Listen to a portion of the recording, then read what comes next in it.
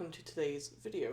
I've actually been planning on doing this video for a while now, and I just really wasn't 100% sure that I should, just because it involves, well, slavery. But I do also think that history is history, and what happened in the past should not just be tossed aside just because for today's standards it is not up to par. So now that I've just got that out of the way, I'm going to have to tell you and explain to you what a helot is, how they fit into Spartan society, what Spartan society was like, and after that my overall verdict. Sparta was, and well actually still is, a town in the southern Peloponnese in Greece. Today is most famous for its great warriors and Leonidas' last stand at Thermopylae. But if every male citizen was a warrior, how did that happen? Well, early on in Sparta's development, the Messenian War took place. The war lasted for about 20 years, and it started in the year 743 BC and ended in the year 724 BC. The end result was a Spartan victory, and the population of Messenia was forced to either immigrate or become the helot population. So, after that, I'm going to move in the future to about 500 BC, or, as we know it, Classical Greece. At this time, Sparta was made up from a few smaller towns, Sparta being the largest and the capital. The smaller towns surrounding it were home to the helots and mostly the perioikoi. Sparta was also a major military power at this time, and the agoge, or the Spartan training program, was in place. Sparta, as well, was also made up of 3 social classes, which is quite different to other Greek city-states. Homoioi were the upper class, true Spartan citizens. A homoioi's mother and father would both have to be a homoioi, and the male population would have gone through the agoge. The middle class were known as perioikoi. This group were not Spartan citizens, however they had many rights, were free people, were mainly merchants and craftsmen. However they did also fight in the Spartan army, but they were not the true homoioi Spartans that would have gone through the agoge. So the lowest class, the helot.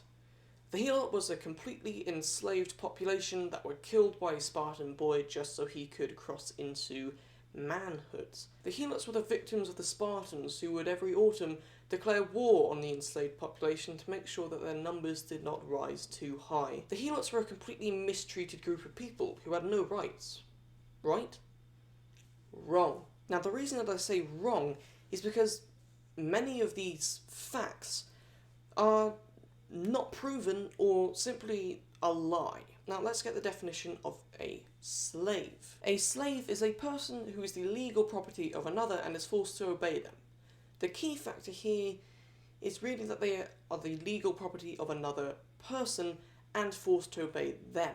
Now, helots, firstly, were not owned by anyone.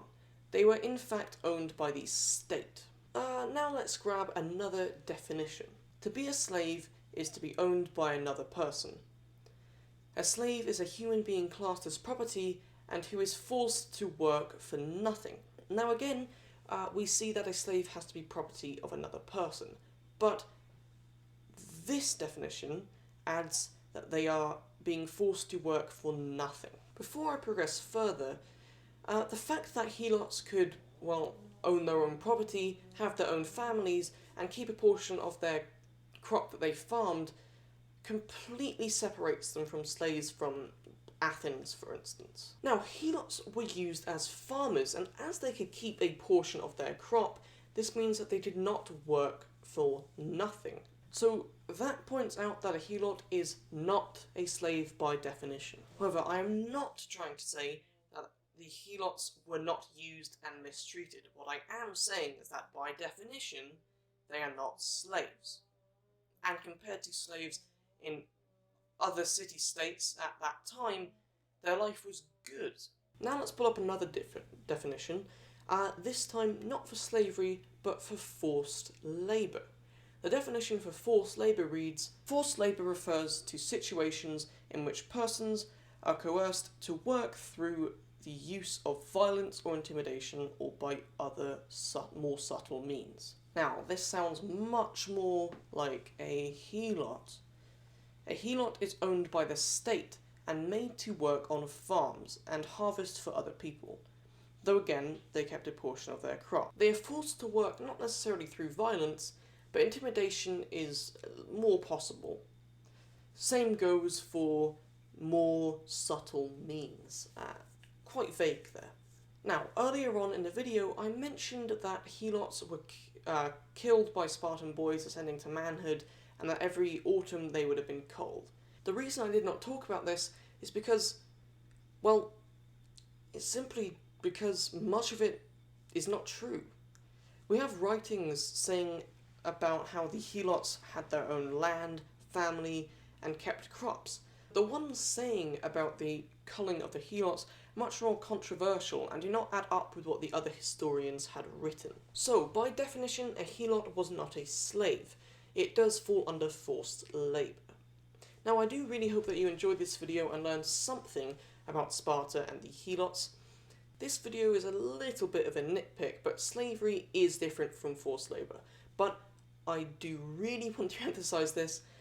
I am not saying that what the Spartans did to the helots were good in that time period, though, and compared to how other slaves were treated in Greece, the helots certainly had it better than most. Now, one thing that people forget today is that slavery and forced labour has happened to everyone everywhere throughout history, and today's standards make sure that that type of thing is not okay. If you enjoyed this video, please let me know by leaving a comment and a like. And if you disagree with me or want to ask a couple questions, please leave a comment down below and we can have a civilized discussion about it. Thank you guys so much for watching this video. I'll see you in the next one.